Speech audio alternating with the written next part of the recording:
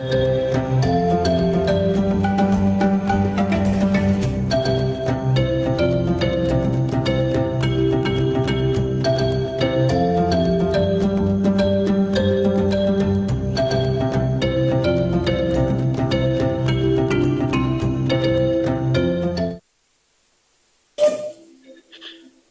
Messieurs, fidèles téléspectateurs de Label Radio et Télévision, la chaîne panafricaine internationale, bonjour et bienvenue à ce webinaire consacré à la Journée mondiale de la liberté de la presse, une journée qui a pour thème cette année l'information comme bien public. Et nous avons donc dans ce panel virtuel d'abord Josué Blaise Mbanga-Kak, qui est secrétaire général de l'Union des journalistes de la presse libre africaine. Il est en ligne de Yaoundé au Cameroun. Bonjour, monsieur le secrétaire général. Merci, bonjour à Aziz et aux autres compatriotes ainsi qu'à l'ensemble des milliers de téléspectateurs de Label TV et bien sûr, qu'ancien du Jeune Afrique, merci ma. Et également Souleymane Traoré. Souleymane Traoré est du GERDES Afrique. Il est président du GERDES Afrique section Côte d'Ivoire. Le GERDES Afrique, on le rappelle, le groupe d'études et de recherche sur la démocratie et le développement économique et social. Bonsoir, merci d'être présent. Bonsoir à tous. Également Thierry Oka, il est lui aussi en Côte d'Ivoire, il est chef du département des droits civils et politiques du Conseil national des droits de l'homme de Côte d'Ivoire. Bonjour, bienvenue. Bonjour Aziz, je voudrais aussi dire bonjour à tous les journalistes d'Afrique. Dire également merci aussi à Mme Namzata Sangaré, qui est la présidente du Conseil national des droits de l'homme, qui a bien voulu nous autoriser, malgré que nous sommes en congé, à participer à cette réunion virtuelle. Merci. Et Kemal Afagnon, qui est à Cotonou au Bénin. Kemal Afagnon est directeur Afrique d'Internet sans frontières et il est porte-parole de l'UJPLA. Kemal Afagnon, bonjour. Bonjour cher ami Aziz, très ravi de me retrouver encore une fois sur le plateau de Label TV. Bonjour aux co-panélistes et un bonjour spécial à tous vos téléspectateurs à travers le monde. Alors nous allons d'abord avec le doyen Josué Blaise Mbanga-Kak rendre un hommage, faire un hommage au fondateur de Jeune Afrique, Béchir Ben Ahmed, du magazine panafricain Jeune Afrique, décédé aujourd'hui à l'âge de 93 ans. Béchir Ben Ahmed, un précurseur de la presse en Afrique. Josué Blaise Mbanga-Kak. Déjà, la disparition du patriarche Béchir Ben Ahmed, c'est tout un pan de l'histoire du continent et du tiers-monde, du monde entier qui s'en est allé. C'est quelqu'un d'assez spécial qui vient de nous quitter, qui a réussi à bâtir l'unique hebdomadaire paraissant dans les pays du tiers-monde en 61 ans d'existence, de mémoire d'hommes et de mémoire des journalistes. Je vous avoue qu'il est assez difficile de rencontrer des gens de cette dimension. Il a plusieurs casquettes, manager, journaliste, ancien ministre de l'Information de Béchir et de Bourguiba. Je peux vous dire, c'est celui qui est arrivé au bout avant tout le monde et reparti après tout le monde. Donc il y a des gens qui ont passé beaucoup de temps en Jeune Afrique sans l'avoir vu presque, hormis de grandes réunions ou de tels moments forts. Parce qu'il arrive avant 7 h du matin, heure de Paris. Il repart le dernier. Pour la petite histoire, voilà quelqu'un qui ne pensait même pas souvent prendre son déjeuner parce qu'il estimait que ça lui perdait du temps. Il se contentait du thé et de quelques biscottes de temps en temps. Vraiment quelqu'un qui vient de nous quitter au moment où le monde a besoin des gens de cette dimension. Et il savait défendre ses positions, que ce soit au Proche-Orient ou en Afrique. Vraiment chapeau à Béchir Ben Ahmed, qu'il En tout cas, une disparition qui a fait réagir énormément de personnes depuis l'annonce de cette nouvelle triste à la mi-journée. Vous avez eu l'occasion de rencontrer Souleymane Traoré, Béchir Ben Ahmed? Le rencontrer, c'est trop dire, mais tout Africain connaît bien sûr cet homme qui est un monument dans le domaine de la presse. Donc, nous nous joignons tout de suite à M. Blaise pour présenter, n'est-ce pas, les condoléances les plus tristes du GRDS Afrique à cet illustre disparu, ainsi qu'à toute la presse, à la grande famille de la presse et à sa famille biologique. Et pour les plus jeunes, évidemment, il y a eu ces nombreux articles qui ont été lus, quand même, ce que je crois une rubrique animée dans l'hebdomadaire Jeune Afrique toutes les semaines, ce que je crois qui a été, en tout cas, une source d'inspiration pour beaucoup, Thierry Oka. Oui, effectivement, comme on appelle ce monument, comme l'a dit tout à l'heure M. Traoré, vient de tomber, mais il tombe aussi un jour symbolique. Quelqu'un qui s'est battu dans sa vie pour la liberté de la presse meurt le jour où la liberté de la presse est célébrée. C'est toute une symbolique forte. Et cette symbolique-là est vraiment à souligner et à souligner cela avec la plume de tous les journalistes, quelqu'un qui s'est battu, je me répète, de tout temps pour la liberté de la presse. Aujourd'hui que même nous célébrons cette liberté de la presse, qui sa référence range sa plume. Nous, au Conseil national des droits de l'homme, nous voulons saluer la mémoire d'une montagne de la presse qui s'est battue de tout temps pour les droits humains. Merci. Alors, passé cet hommage, nous allons aborder maintenant l'objet même de ce panel avec, c'est vrai, le thème, l'information comme bien public, une information qui n'a pas toujours été disponible partout en ces temps de crise sanitaire de Covid-19. Josué Blaise Mbangaka, qu'on a l'impression que cette crise sanitaire a été un prétexte pour les gouvernements, pour de nombreux gouvernements à travers le monde et précisément en Afrique, pour donner des tours de vis et pour pratiquer une forme de censure parce que certaines informations ne devaient pas être accessibles aux journalistes. Oui et non, parce qu'en réalité, le problème qui se pose là est un problème, cette période de pandémie qui vient mettre à nu la question de l'information et de la communication. Et avec les mastodontes des groupes d'intérêt qui, à un moment donné, n'ont pas réellement su communiquer, et c'est ça qui a rendu le problème assez complexe. Faut-il se vacciner aujourd'hui? Faut-il pas se vacciner demain? Qu'est-ce qu'il faut faire? En réalité, nous sommes dans un continent où beaucoup des gens n'ont pas la dimension de pouvoir décrypter les faits sociopolitiques et ce qui rend encore plus complexe. L'accès à l'information aujourd'hui fait que les journalistes eux-mêmes, pour être honnêtes, ne sont pas outillés pour pouvoir distiller cette information.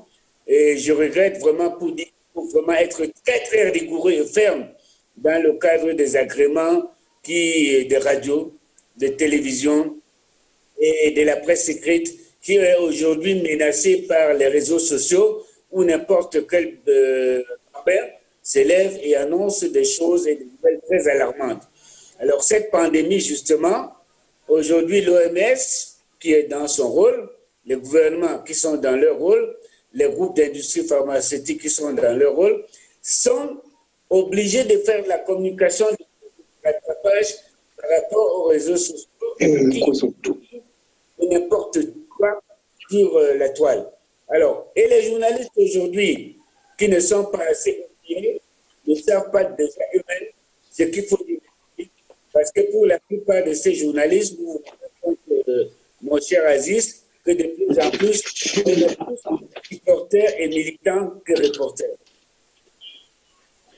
Justement, le GRDS Afrique travaille donc sur de nombreuses questions. Souleymane Traoré, est-ce qu'il est possible dans ce contexte de crise sanitaire de faire en sorte que la presse sur le continent africain, évidemment, soit au cœur des dispositifs de riposte et de prévention contre la pandémie de Covid-19? Merci. Je voulais attirer d'abord votre attention sur le fait que notre ami Georges Blaise, Georges Blaise, alors je n'arrive pas à l'entendre, je ne sais pas si c'est au niveau de son micro ou bien c'est un problème personnel, moi je ne l'entends pas bien. Alors, je ne sais pas si c'est général. Donc, j'ai pas on espère que ça va se régler. Voilà. Donc, ceci étant, au niveau du GERDES, comme vous le savez, quand on parle aujourd'hui de l'information tout court, l'information doit passer d'abord par ce que vous appelez la liberté d'expression. Nous, notre credo, c'est la démocratie, la promotion de la démocratie. Et tout le monde sait qu'il ne peut pas avoir de démocratie sans quand même une liberté de presse. Alors, pour en revenir à la question de la COVID, voyez-vous, dès le départ même,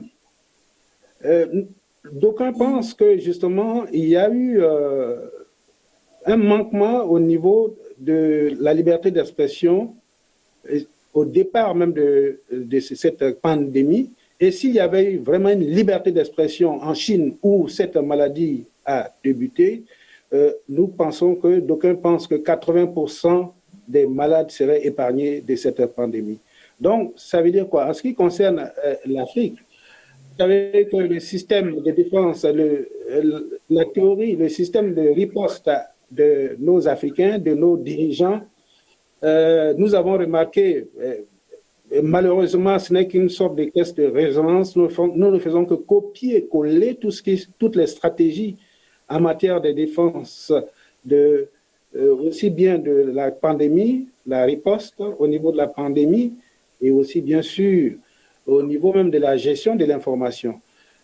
Bien entendu, tout ceci, si nous essayons d'observer, ce sont une sorte de prétexte qui se cache derrière, bien sûr, le secret de la maladie qui passe, bien sûr, par le fameux serment d'Hippocrate. Alors, donc, d'autres qualifient, excusez-moi du terme de serment d'Hippocrate. Alors, donc, voyez-vous qu'il y a une sorte de rétention à l'information médicale par rapport à cette pandémie, et ce qui est dommage. Alors, cette rétention de l'information n'a pas toujours facilité le travail des journalistes. Il y a eu également pour les populations cette tendance à s'informer sur les réseaux sociaux. Thierry Oka, les réseaux sociaux aujourd'hui se substituent dans certains cas aux médias classiques et malheureusement beaucoup d'informations douteuses ou bien de fake news sont répandues et prises en compte par les populations. Effectivement, vous avez parfaitement raison, Aziz. Aujourd'hui, avec la pandémie de la Covid, la communication doit être menée avec beaucoup de professionnalisme. Quand cela est laissé, je veux dire, au libre exercice des réseaux sociaux, vous l'avez dit tantôt, avec les fake news, nous avons reçu des informations qui n'étaient pas de véritables informations, lesquelles informations ont même peut-être aggravé la stigmatisation de cette maladie. Mais nous, au niveau du Conseil national des droits de l'homme, je voudrais, si vous le permettez, vous dire que nous avons mis en place 2 cellules. Une cellule de veille pour adresser toutes les questions en lien avec cette pandémie, mais également une cellule de communication. Parce que pour moi, pour nous, l'angle de la communication était quelque chose de capital. Sur la maladie, il fallait communiquer. Sur la maladie, il fallait donner la bonne information. Sur cette maladie, il fallait ne pas dire ce qui n'était pas vrai. Nous avons vu dans certains pays, des spots sont passés, on a même interdit aux populations de ne pas consommer ce qu'on appelle chez nous ici la viande de brousse. Ce n'était pas vrai. L'origine de la maladie était ailleurs. La communication devrait être maîtrisée à l'effet de participer à la riposte, à une riposte idoine face à cette maladie. C'est un droit, c'est vrai, la maladie et la question du droit à la santé était là, le droit de communication était là. Aussi, il fallait ne pas que cela soit en conflit. Les populations ont eu pour refuge les réseaux sociaux, ont eu des informations qui les ont intoxiqués, ont eu des informations qui les ont rendus plus malades, ont eu des informations qui leur ont permis, leur ont donné l'occasion de stigmatiser leurs frères, Nous voulons, au niveau du Conseil, interpeller les gouvernants sur une communication de taille face à la pandémie. La communication doit être de taille, la communication doit être à la hauteur de la pandémie que vit l'humanité. La communication doit être de taille. Josué Blaise Mbangakak, nous avons bien sûr relevé que en ce qui concerne de nombreux pays, il y a eu par exemple des journalistes interpellés. En mars 2020, il y a eu le correspondant de The Guardian en Égypte qui avait eu son accréditation retirée pour avoir donné une information jugée pas crédible par le gouvernement. Il y a eu de nombreux cas à travers le monde. Est-ce que l'information ne devait pas être, en ce qui concerne la stratégie de riposte contre le Covid-19, partagée simplement avec les journalistes au début même de la pandémie, ce qui aurait peut-être eu pour effet d'améliorer la capacité de riposte? Je continue à un peu pratiquement sur ce que j'ai dit dès le début. En réalité, le déficit même de fondement, d'arguments des journalistes a beaucoup pesé sur l'aggravation de cette pandémie sur le continent. On a beaucoup de journalistes qui ne sont pas outillés pour des cas comme ceci. Quand il y a un fait comme maintenant, moi j'ai la chance ou la malchance dans un pays où tu ouvres ton transistor, tu vas trouver des journalistes en train d'expliquer ce qu'ils ne sont pas outillés. En pareil cas, l'OB, un journaliste, il peut parler ce qu'on appelle the right person. Donner plus la parole aux gens outillés. Et ces gens outillés, malheureusement dans nos pays, si tu vois le directeur de la santé, il faudrait qu'il te dise qu'il faut l'autorisation du ministre de la Santé. Le ministre de la Santé te dira qu'il faut l'autorisation du Premier ministre, ainsi de suite, jusqu'au niveau de la hiérarchie, au niveau du chef de l'État, dans la plupart des pays africains, ce qui rend ça difficile. Alors, à ce moment, qu'est-ce qui devient information? Certains s'autocensurent dans les médias publics, d'autres deviennent alarmistes. Ça fait qu'il y a plusieurs canaux d'information qui arrivent dans le même espace, sans compter cette danse de un pas en avant, un en arrière, avec les organismes qui gèrent la pandémie, que ce soit l'OMS, les grands laboratoires scientifiques et pharmaceutiques. Ça rend ça totalement inaudible. Parce que les journalistes eux-mêmes ne sont pas outillés. Et je continue à le dire. Je continue à le dire. Parce que quand je prends la plupart, j'ai la chance qu'on a au niveau de l'Union des journalistes africains. En passant, je ne comprends pas pourquoi vous n'avez pas encore donné la parole à Kemal. Je ne sais pas s'il a disparu des radars. Non, mais il est réapparu. Il va prendre la parole. D'accord, c'était juste une parenthèse. Alors, nous avons un espace où nous recevons la plupart des quotidiens hebdomadaires de différents pays, de membres de l'Union de la presse africaine. Je vous assure, sur 100 parutions, 99 n'en parlent presque pas. On est tout le temps en train de dire le chef de l'État n'a pas fait ceci. C'est-à-dire qu'on est sur des politiques politiciennes. Alors que quand on nous apprenait partout en journalisme la question des 3 S, sur laquelle la santé et le nombre de morts sont des choses prioritaires, c'est vraiment pénible de voir la presse africaine à la traîne. Mais ça se comprend. Tous les sujets aujourd'hui abordés sur le continent vont dans tous les sens. Vous prenez la monnaie, tout le monde en parle, tout le monde dit que dès qu'on aura la monnaie africaine, on sera au paradis. Si on est dans le panafricanisme, on sera au 9e ciel. Tout le monde en parle sans être outillé. Tu as beau dire aux gens, l'Asie aujourd'hui, qui est le premier continent après les États-Unis, Japon, Chine, les 4 dragons, ils n'ont pas une monnaie commune en Asie, etc., etc. Donc, il faudrait donner la parole aux acteurs et faire plus d'interviews croisées, là où il y a le pour, là où il y a le contre, va germer la vérité. Sinon, on est à volo. Kemal Afagnon, merci de nous rejoindre. Vous êtes porte-parole de l'UJPLA. comment la stratégie de communication avec les médias a été menée par le gouvernement. Il y a d'ailleurs, on le retient, eu cette sortie du président Patrice Talon au Bénin qui avait permis de mettre tout le monde d'accord et de fixer le cap en permettant quand même d'avoir un maximum d'informations crédibles en ce qui concerne la pandémie. Oui, merci pour votre question. En effet, donc du côté du Bénin, il y a eu beaucoup d'efforts qui ont été menés pour avoir un maximum d'informations crédibles, comme vous le dites, parce qu'il faut reconnaître que la période est très sensible. C'est une période critique et en même temps, donc le contexte actuel.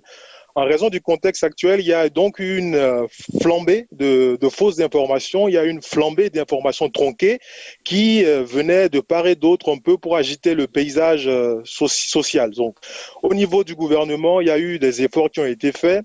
Il faut dire que je tiens déjà donc à saluer ces efforts qui ont été fournis par le gouvernement, surtout que la célébration de la journée mondiale aujourd'hui de la liberté de presse intervient donc comme nous l'avons dit à l'entame de cette émission, dans un contexte particulier avec la pandémie du Covid-19 qui est venu mettre au pas donc la presse africaine, qui est venu mettre également les gouvernements, les États. Donc aujourd'hui, on se rend compte donc que cette presse déjà confrontée et ces gouvernements déjà confrontés à de nombreuses difficultés sont quelque peu fragilisés donc par rapport à la situation, par rapport aux difficultés générées par donc ce contexte sanitaire. Donc qu'il s'agisse de gouvernements, de médias à Dakar, à Cotonou, Libreville ou à Yaoundé aujourd'hui. Donc l'Afrique aujourd'hui vit son Covid et même si justement les chiffres par rapport aux autres continents sont bas, on peut quand même parler d'un contexte assez particulier. Et donc, quand par exemple avec le Covid, donc les affaires du côté des médias ou des États ne sont pas à l'arrêt, donc on a observé que certains États, certains médias, par exemple, ont dû se réadapter à cette situation, donc réajuster leur méthode de travail, leur fonctionnement. Et je me rappelle, par exemple, que donc dans ce contexte, donc le gouvernement avait au début, par exemple, interdit donc la communication autour de remèdes, de recettes miracles. Et donc c'est un peu tous ces efforts conjugués aujourd'hui qui permettent justement de continuer à informer les populations et à contenir justement les effets négatifs du contexte difficile sanitaire que nous connaissons actuellement. Souleymane Traoré, il y a ce thème qui nous rappelle, et l'UNESCO l'a précisé, la directrice générale de l'UNESCO l'a rappelé dans son discours de circonstance, ce thème a aussi pour but peut-être de contrecarrer ce régime d'information à deux vitesses qui s'est déployé avec les réseaux sociaux,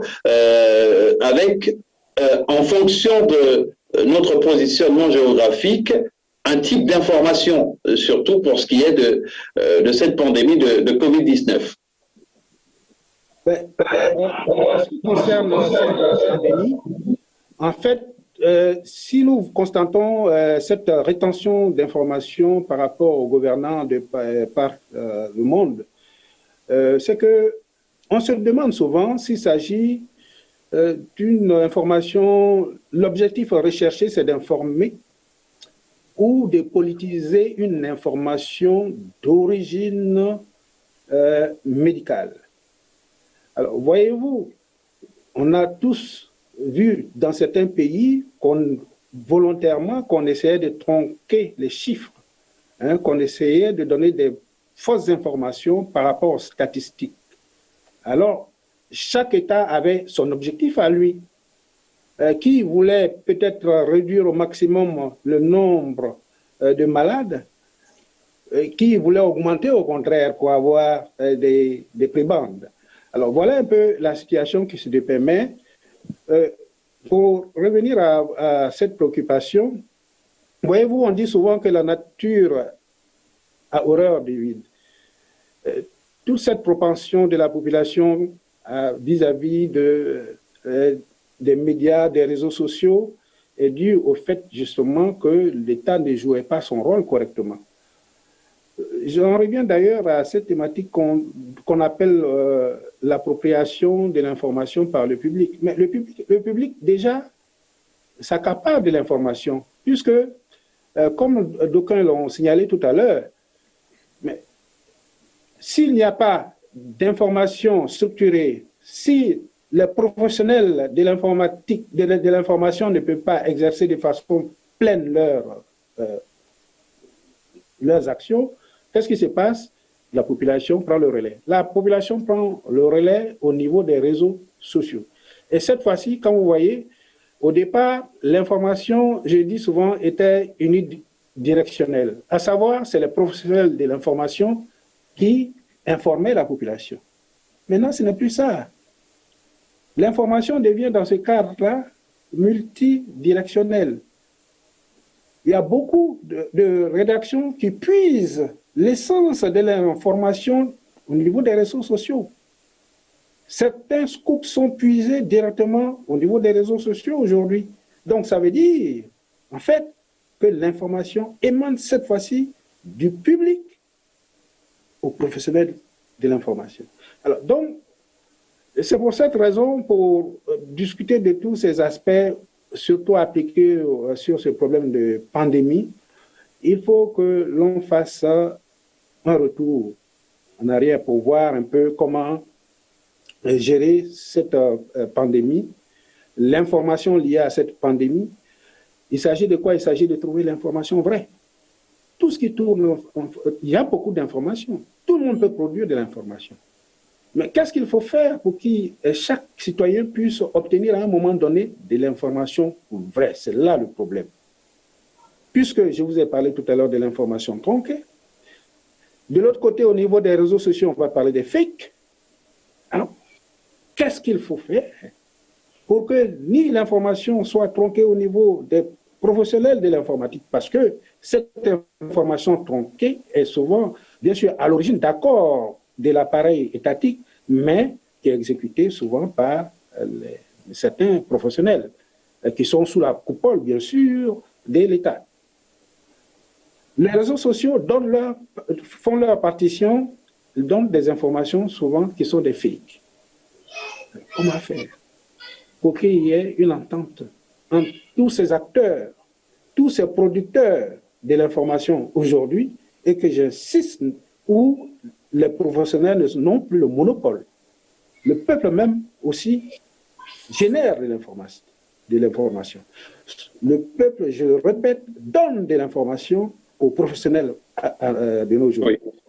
Josué Blaise Mbangakak, les médias, les réseaux sociaux ne produisent pas en temps normal d'informations. Les réseaux sociaux puisent justement les informations qui sont produites par les médias, en plus de la publicité qui leur est arrachée. Les réseaux sociaux ont quasiment tué aujourd'hui la presse traditionnelle.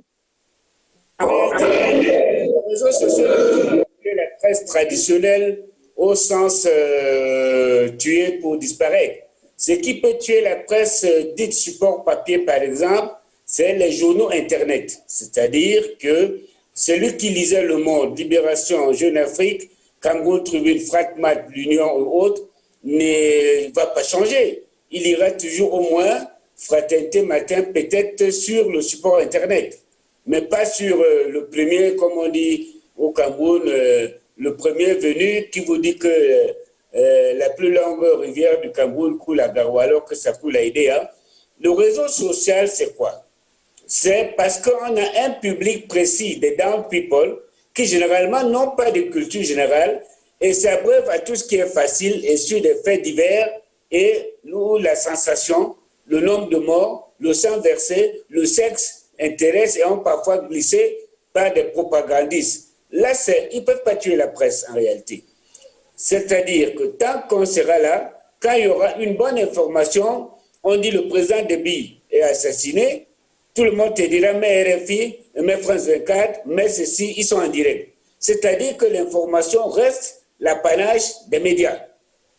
Maintenant, l'informette, c'est-à-dire la petite information à la petite semelle que les gens aiment dans les petits quartiers d'Aqua, Yaoundé, Libreville, Cotonou et autres, Abidjan et Dakar, sont les informations de type à ras de sol. Et c'est ça qui pullule dans les réseaux sociaux. Vous pensez que quelqu'un qui... C'est même pour ça que même à Paris, vous ne verrez pas le même lecteur du journal Le Monde avec le journal François. Vous ne verrez pas le même lecteur du journal L'Équipe avec le journal France Football. C'est-à-dire il y a des lecteurs de Ouest France pour des provinciaux et les journaux de prestigieux quotidiens comme le Monde. Ou à Londres, vous verrez des gens qui lisent le Times, qui ne lisent pas The Independence ou The Guardian.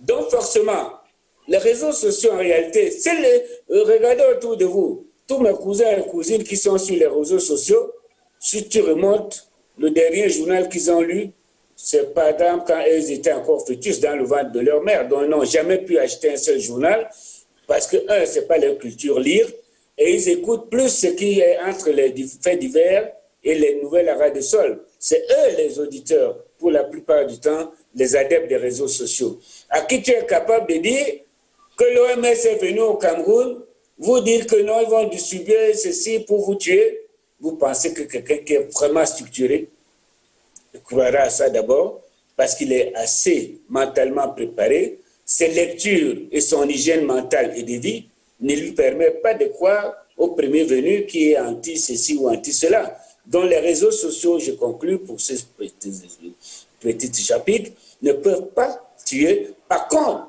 la presse, support papier, médias traditionnels peuvent avoir de la peine à évoluer par rapport aux médias de type Internet. Kemal est là, qui est le patron de Internet Afrique.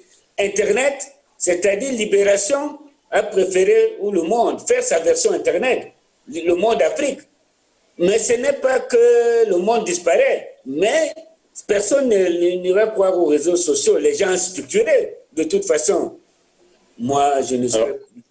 Voilà. Justement, Josué Blaise Mbangaka, qui est un doyen de la presse, on le précise, qui a ses habitudes. Il y a ce lien avec la presse papier. Et Kemal Afagnon, vous êtes le directeur Afrique d'Internet sans frontières.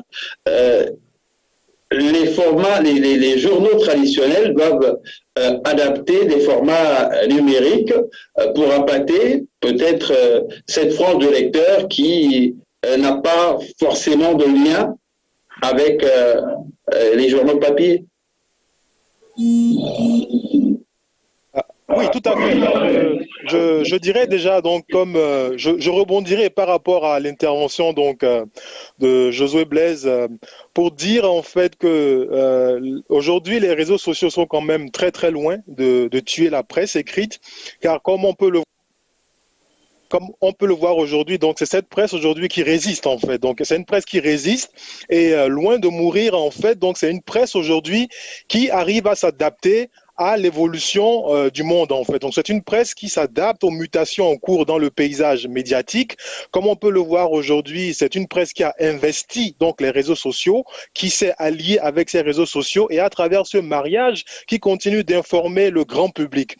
Donc je pense en fait que la presse ne mourra pas tout de suite et c'est l'occasion justement à travers la célébration de ce 3 mai, c'est l'occasion aujourd'hui donc de dire que l'information en tant que bien public se réinvente avec cette presse qui a aujourd'hui donc à travers donc ce mariage avec les réseaux sociaux réussi donc sa mutation. Et aujourd'hui, cette presse contribue à réinventer donc le concept de la liberté de la presse. Donc cette liberté de la presse aujourd'hui qui fait partie du registre des libertés fondamentales. Donc si vous préférez les droits de l'homme au sens large du terme. Donc aujourd'hui, c'est des droits qui existent, qui prennent en compte donc les droits inaliénables comme le droit à la liberté d'expression. C'est-à-dire que même si on se trouve aujourd'hui en dehors donc du secteur de la presse, nous comptons toujours la liberté d'expression comme une valeur importante donc dans nos démocraties en Afrique. Donc aujourd'hui, c'est une liberté qui sert de moteur de fonctionnement aux réseaux sociaux également. La liberté de presse donc s'inscrit dans ce registre aujourd'hui et à travers son fonctionnement, donc les médias qui sont sur les réseaux sociaux la font vivre et donc c'est donc tout naturellement que donc je pense que la presse va continuer donc son travail sur les réseaux sociaux et va continuer à informer le grand public sans craindre justement qu'elle ne connaisse un sort tragique avec l'avènement ou le renforcement des pratiques numériques dans nos sociétés africaines.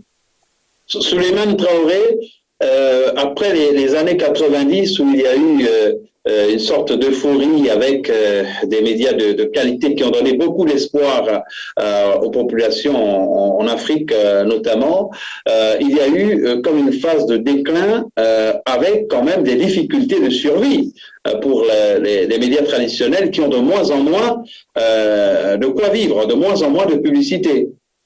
Effectivement, les années 90, avec ce que nous appelons le discours de la boule, a vu s'installer le multipartisme en Afrique. Par ricochet, nous avons assisté à ce que nous avons appelé à l'époque le printemps de la presse.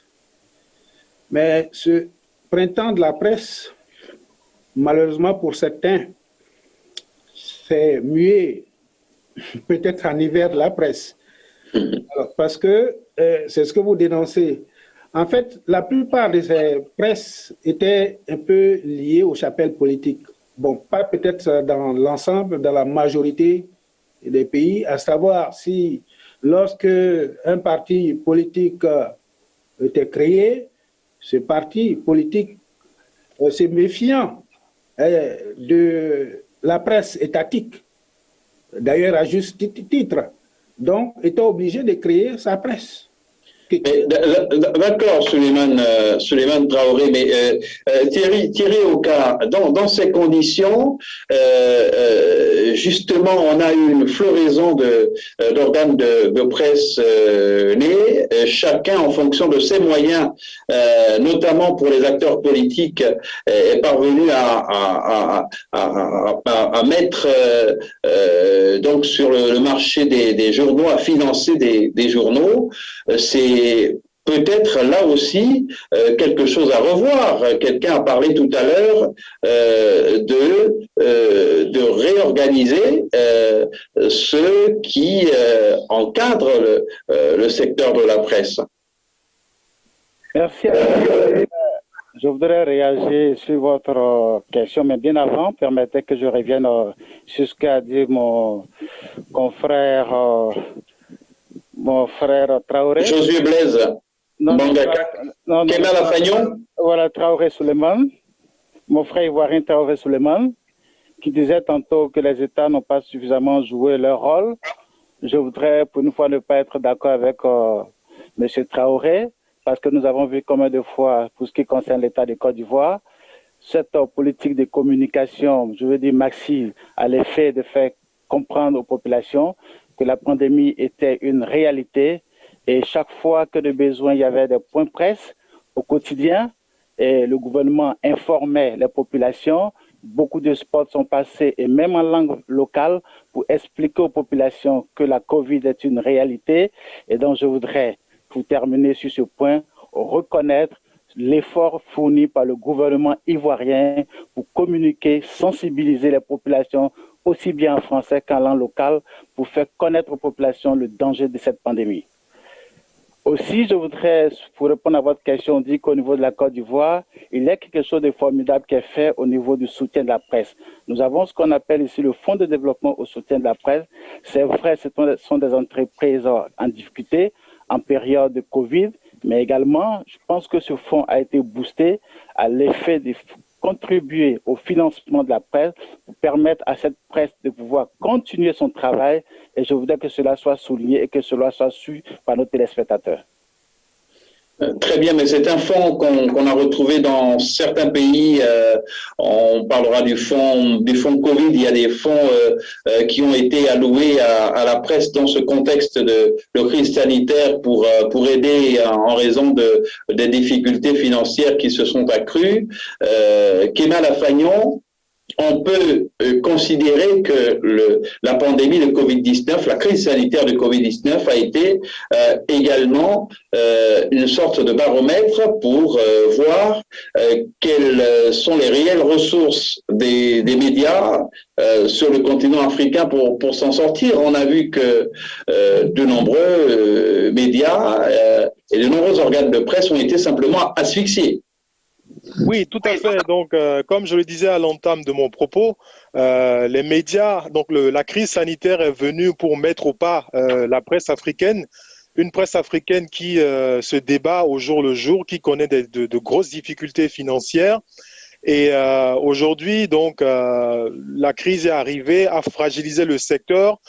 Depuis que donc les pays sont soumis donc aux influences de la Covid, certains médias ont malheureusement dû donc mettre la clé sous le paillasson. Certains résistent, certains ont dû revoir à la baisse leurs prétentions. Certains ont dû aussi essayer de voir de quelle manière ils peuvent mettre entre parenthèses certaines de leurs activités pour peut-être revenir un peu plus fort une fois que la crise sera terminée. Donc c'est une crise qui est venue quand même frapper de plein fouet des médias qui connaissent quand même des difficultés énormes sur le plan économique. Et je pense qu'aujourd'hui, donc cette crise vient nous montrer l'importance justement pour les gouvernements africains de penser à des mécanismes solides, des mécanismes viables pour soutenir la presse aujourd'hui, parce que quand vous prenez certains pays, par exemple, c'est une presse qui reçoit de l'aide, voilà, donc il y a un montant alloué à la presse qui est partagé au niveau de certains organes qui ont une existence légale, mais quand on regarde en fait les sommes qui sont partagées au niveau de certains médias, il s'agit beaucoup plus souvent de saupoudrage en fait que d'une réelle aide qui vient aider les médias. Donc aujourd'hui, ce contexte sanitaire qui vient fragiliser davantage une presse qui essaie de contribuer à l'avancée démocratique sur le continent est une occasion encore une fois de demander des comptes au gouvernement pour appuyer financièrement et de façon sérieuse ces médias aujourd'hui, de demander des comptes par exemple au gouvernement pour qu'on trouve des méthodes pour, par exemple, défiscaliser les intrants qui permettent aux médias de fonctionner et d'informer le public pour que justement ces médias continuent de jouer le rôle qui est le leur de gardien du bien public. Parce que comme le thème aujourd'hui est retenu, le thème qui est retenu aujourd'hui, c'est l'information. L'information comme bien public. Voilà, il est important que les autorités prennent leurs responsabilités. Et comme je le disais, qu'au lieu qu'on joue à du saupoudrage à travers les actes de financement économique, on cherche des mécanismes viables, c'est vrai. La responsabilité des médias également est engagée. Il faut chercher, par exemple, des moyens de survie économique. Il faut chercher des modèles en pensant à l'avenir, mais l'accompagnement du gouvernement est plus que jamais d'actualité, plutôt que de chercher à fragiliser davantage par des pressions politiques ou juridiques. Ces médias qui, comme je le dis aujourd'hui, sont frappés de plein fouet par cette crise qui est venue malgré les différentes actions positives sur le continent dans la presse, est venue quand même fragiliser la presse et briser l'élan de cette presse qui contribue à informer les populations du continent africain. Josué Blaise Mbangakak, il y a récemment au Nigeria une disposition qui a été prise par le gouvernement fédéral de taxer très fort ou bien de punir, entre guillemets, tous les opérateurs qui iraient communiquer dans les médias étrangers. Vous pensez que ce type de disposition devrait faire des émules sur le continent ? Non, je ne suis pas de cette avis parce que je suis de ceux comme, parce que parallèlement au journalisme, j'ai eu à passer quelques temps aussi dans certaines agences de publicité, le temps de refaire du journalisme. Il y avait les grandes agences, je ne vais pas la citer, où j'ai passé beaucoup de temps. Le slogan des publicitaires est souvent simple quand ils sont avec les journalistes. Faites d'abord de votre journal le meilleur, nous on en fera le meilleur support. C'est-à-dire, c'est comme dans certains pays à un moment, je me rappelle père son âme, l'ancien directeur général de la télévision camerounaise, qui disait non, on doit limiter qu'il n'y ait plus beaucoup de musique étrangère, congolaise, zaïroise, ziglubiti, zoblazo, machin, non. Si Manu Dibango et les autres à l'époque, et Kambi, sa tenue au Cameroun, ça y est, elle était de qualité.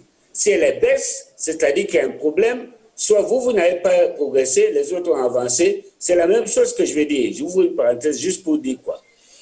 Ce n'est pas en disant aux multinationales locales ou ailleurs que n'envoyez plus les publicités à la presse étrangère, mais favoriser la presse locale. C'est simple. Au Cameroun, je prends un exemple. Vous pensez que c'est la presse qui a eu un coût économique? Non. C'est les annonceurs qui ont subi des coûts économiques et qui ont réduit dans le niveau de leur charge le budget des publicités. C'est-à-dire qu'en général, le B.A.B.A. dans les écoles de journalisme, on dit toujours, c'est les recettes publicitaires et non le taux de vente qui font vivre un support médiatique, radio ou télévision. Et j'en parlais le jour avec mon ami Laurent Charles Boy-Moissal, le directeur de l'école de journalisme de Yaoundé, et parallèlement avec une autre amie, Madame Geneviève Mussa, qui est la directrice générale de Aujourd'hui, les gens continuent. Le premier support où on communique le plus aujourd'hui, c'est l'affichage. L'affichage. Le deuxième support qu'on communique le plus, ce n'est pas sur les médias, sur Internet, c'est sur la radio en Afrique. Après une étude, parce que la radio est écoutée dans la voiture, sur le cousin qui monte sur le palmier, qui est en train d'épuiser de l'eau à la rivière, c'est accroché sur le transistor. Donc aujourd'hui, d'abord quand on regarde au Cameroun, quelle est la radio la plus écoutée? C'est RFI. Quand vous arrivez au Nigeria, la radio la plus écoutée, c'est BBC en langue hausa. C'est des études qui le démontrent. Donc, aujourd'hui, faites d'abord de votre journal le meilleur et nous, on en fera le meilleur support. C'est des milieux où on n'est pas là pour la philanthropie. Ce n'est pas au pouvoir public d'élire. Non, vous faites étrangère. Le jour où vous faites le meilleur papier, un bon cadrage, avec l'esthétique, le journalisme bien fait et avec un ciblage aussi, les annonceurs viendront toujours. Les annonceurs viendront. Thierry Oka, on revient avec vous dire que l'information est un droit humain. Effectivement, l'information est un droit humain et nous sommes à l'aise pour le dire parce que cette information est vraiment, comment dirais-je, la pierre angulaire de la démocratie. L'information est pour nous la pierre angulaire en matière de démocratie. Donc, il est bon que les gouvernants, je me répète, puissent vraiment s'approprier cela et faire en sorte que dans nos États africains, la liberté de la presse soit respectée. On voit avec les classements de Reporters sans frontières, nos États africains sont vraiment en deçà du tableau. La Côte d'Ivoire a gagné quelques places. Aujourd'hui, nous sommes à la 66e place. Autrefois, c'était la 81e place. Mais il convient d'interpeller les États africains dans leur ensemble à faire de la démocratie une priorité dans leur action. Et cette liberté d'expression qui apparaît comme un levier important pour l'état des droits ne doit pas se traiter avec complaisance. Nous, au niveau du Conseil des droits de l'homme, cela est pour nous une importance dont nous voulons utiliser cette occasion que vous nous donnez à faire en sorte que la liberté de la presse soit une priorité pour tous les gouvernants et mieux, je dirais que la liberté de la presse soit un label pour les dirigeants africains. Je vous remercie. La liberté de la presse est une priorité un peu partout. Souleymane Traoré, dans la plupart des pays où vous travaillez, on peut considérer, vu les déclarations des gouvernements et un certain nombre de dispositions, que la liberté de la presse est une priorité. Aziz, je vous réponds. Aziz, vous permettez? Oui, un instant, après Souleymane Traoré. Ah, ok. Merci. Justement, vous avez bien souligné tout à l'heure les pays où nous travaillons ensemble. Justement, je prends la balle au bon pour parler de ce que notre ami vient de dire par rapport à la rétention de l'information. Quand j'ai abordé cette question, ce n'est pas pour la Côte d'Ivoire, parce que nous, tout ce que nous disons sur cette tribune, c'est par rapport à l'Afrique, voire le monde entier. Donc, il ne faudra pas que vous soyez indexé, par rapport à la stratégie menée en Côte d'Ivoire. Et d'ailleurs, je vous dis, quand le frère Mbanga parlait de cette rétention qui s'est manifestée par le fait qu'on fait une sorte de ping-pong entre les différentes institutions des journalistes, nous-mêmes, nous avons vécu cela en Côte d'Ivoire ici. Au jour d'aujourd'hui, demander le détail des statistiques dans les villes. Et nous avons toujours cherché à avoir l'information demain. Alors donc, c'est pour dire que c'est une situation générale qui par des rétentions d'informations. Maintenant, comme je vous l'ai dit tantôt, nous défendons la démocratie. La démocratie comme avoir des sans liberté d'expression. Hein? Donc, c'est pour cette raison que nous demandons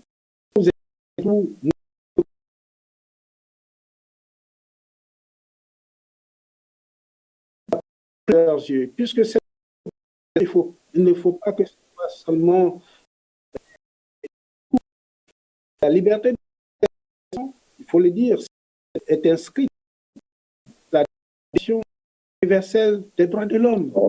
Alors pourquoi depuis tant d'années on n'arrive pas à l'appliquer? Cette liberté s'applique à géométrie variable.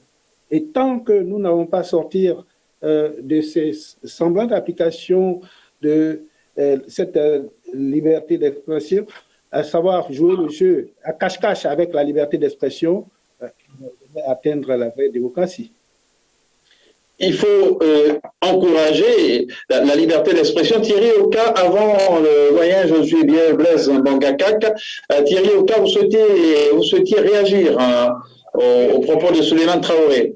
Non, juste remercier Souleymane Traoré pour la précision des détails et dire également que cette liberté de la presse est vraiment inscrite dans la Déclaration universelle des droits de l'homme en son article 19, mais également dans la Charte africaine des droits de l'homme et des peuples en son article 9. Et ce que je voulais dire, c'est que c'est vrai, certains États peuvent être les chambres de la liberté d'expression, mais je voudrais inviter les gouvernants africains dans leur ensemble à passer de la parole à l'action. Je vous remercie. Passer de la parole à l'action. Josué Blaise Mbangakak, vous avez, à l'entame de cette émission, indiqué la nécessité pour les journalistes d'être bien formés, de faire de plus en plus de papiers irréprochables pour, bien sûr, avoir l'estime simplement du public. Oui. Je vais toujours aller à rebrousse-poil. Je suis de ceux qui pensent toujours quelle est ma part de responsabilité avant de voir la part des autres. Ça, c'est ma première définition, même lorsqu'il m'arrive de manager une structure. Je jette difficilement la responsabilité aux autres. Quand je faisais l'école, j'ai toujours retenu cette leçon de mon moniteur qui me disait, sachez que quand vous êtes sur le droit en route, dites que les autres ne savent pas conduire, vous conduisez pour vous tous. Alors, si vous êtes face à une décision comme celle-là, si les journalistes tels que moi j'écoute à longueur de journée en Afrique, je parle bien de l'Afrique, je vous assure le nombre de fois, je ne vais pas aller sur simplement, mais je dis la qualité de l'information. D'abord, mon frère Souleymane tout à l'heure, je vous dis que lorsque je voyageais beaucoup encore, je compte revenir voyager encore. J'ai dit, tu arrivais dans un pays, tu pouvais demander un journal par le nom du leader de tel parti politique, on te le donnait.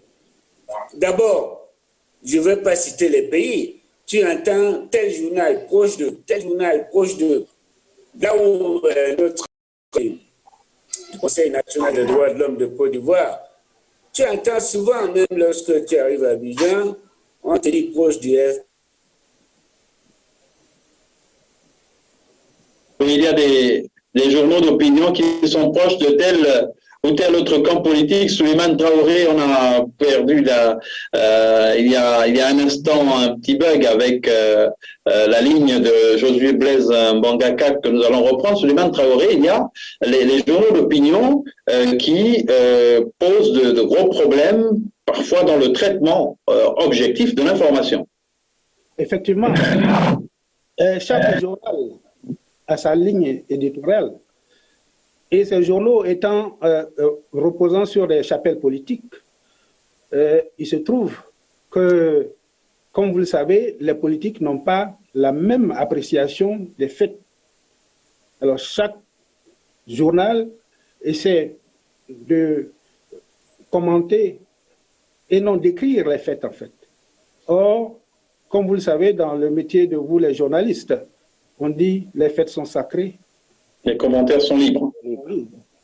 Mais souvent, malheureusement, avec ces journaux politiques, nous avons l'impression du contraire.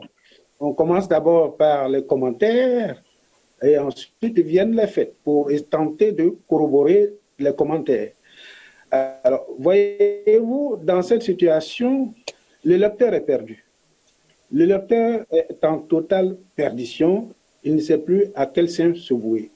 Voyez-vous, la leçon que je donne souvent à des jeunes, je dis dans ces pays-là, évitez de lire, excusez-moi l'expression, de lire seulement le chien.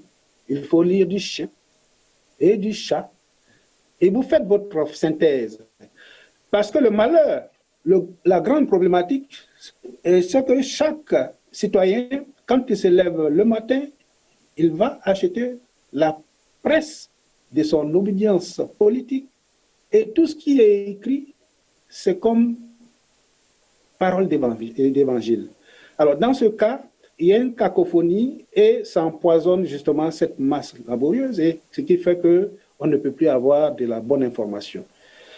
Et ceci, bien sûr, est à l'origine des incompréhensions, des troubles au niveau même de la population, et puisque, comme on le dit souvent, ces faits sont hypertrophiés d'un côté, ou bien ces faits sont exagérément commentés, et ça ne fait qu'enflammer en fait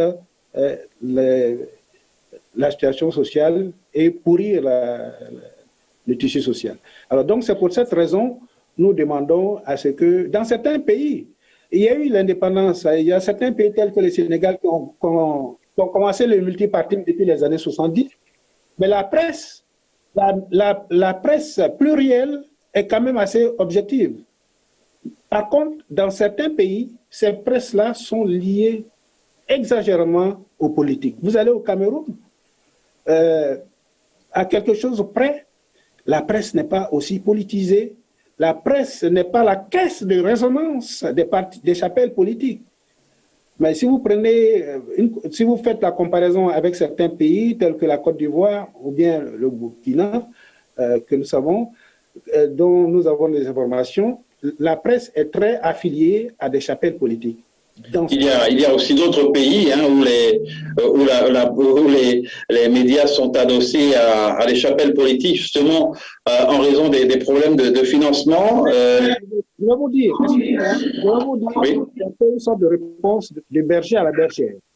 Pourquoi? Parce que la presse originelle était dans les systèmes, au départ, lorsque nous étions dans un système de parti-État, cette presse était très politisée. Alors, dès que ces partis ont été créés, donc ont créé leur presse, donc c'est un peu le coup du berger à la bergère, puisque c'était...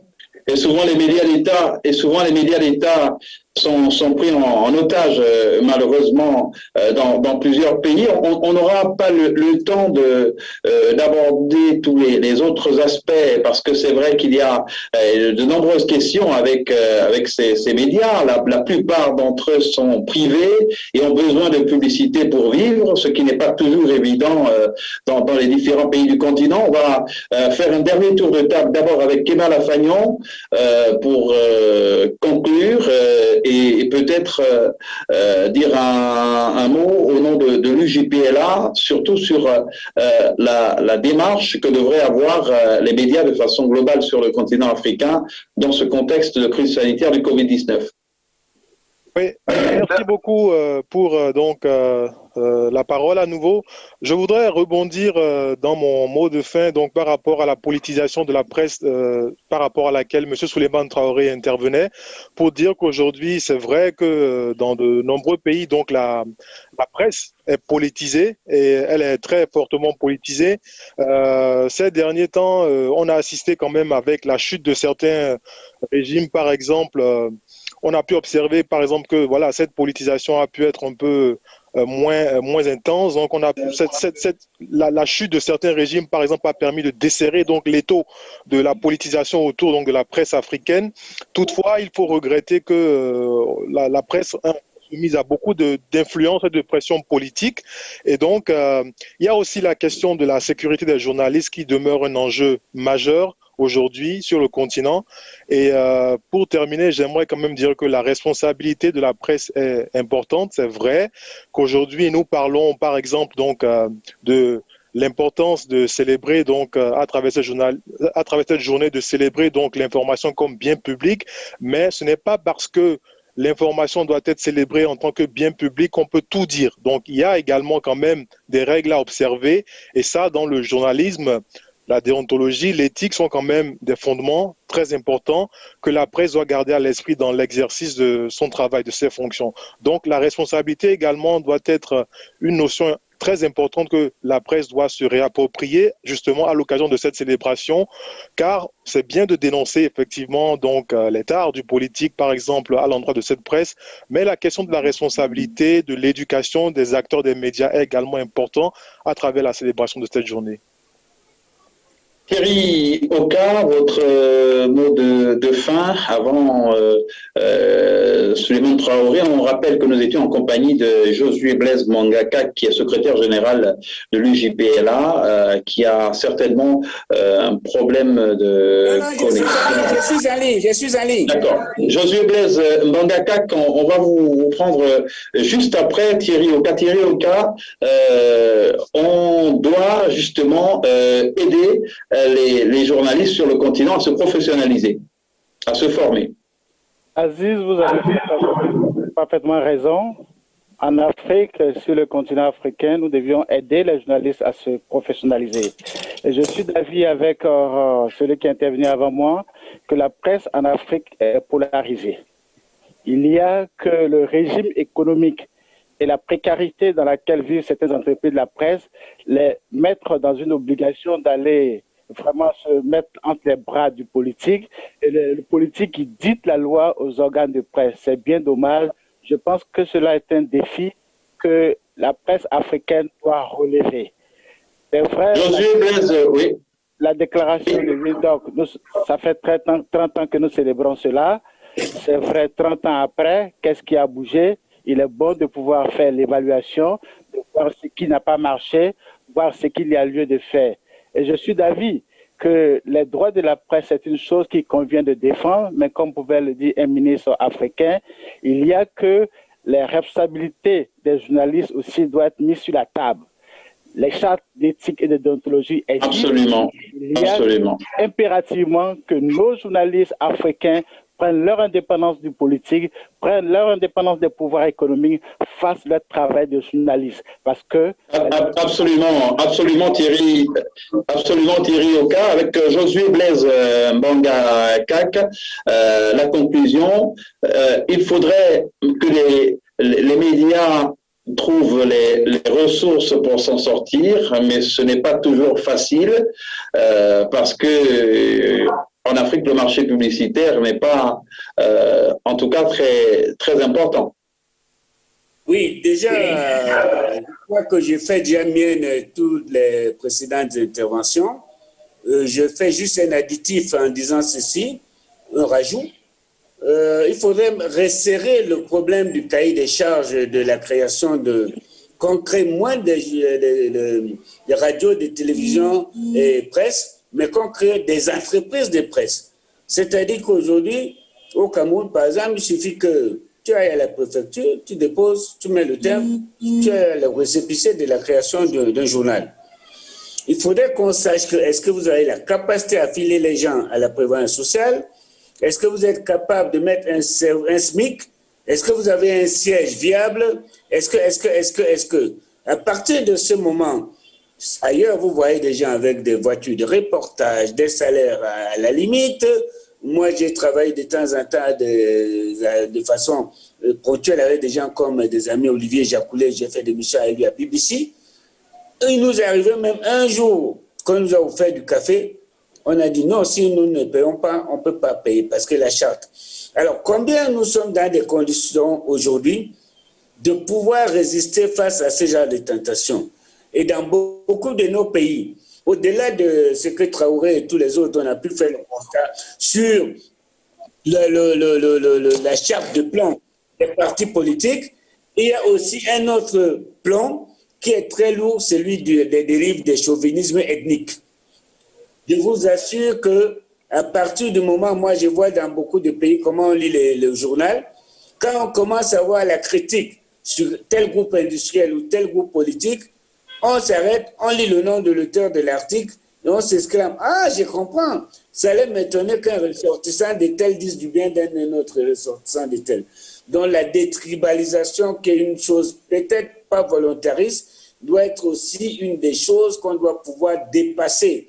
Que lorsqu'on prend sa plume ou bien on prend son micro, c'est rester sur les faits, who, when, where, what and how, dire la vérité, rien que la vérité. Je me rappelle un de mes grands maîtres à penser, fondateur du Nouvel Observateur, Jean Daniel, qui disait « Ce qu'on vous demande, c'est d'être des reporters et non des supporters. » Merci, Josué Blaise Mbangakak. Je rappelle que vous êtes secrétaire général de l'Union des journalistes de la presse libre africaine. Vous nous avez fait l'honneur de prendre part à ce panel. Souleymane Traoré également, président du GERDES Afrique, section Côte d'Ivoire. On rappelle que le GERDES Afrique est le groupe d'études et de recherche sur la démocratie et le développement économique et social en Afrique. Kemal Afagnon, directeur Afrique d'Internet sans frontières et porte-parole de l'IJPLA, et également Thierry Oka, chef du département des droits civils et politiques du Conseil national des droits de l'homme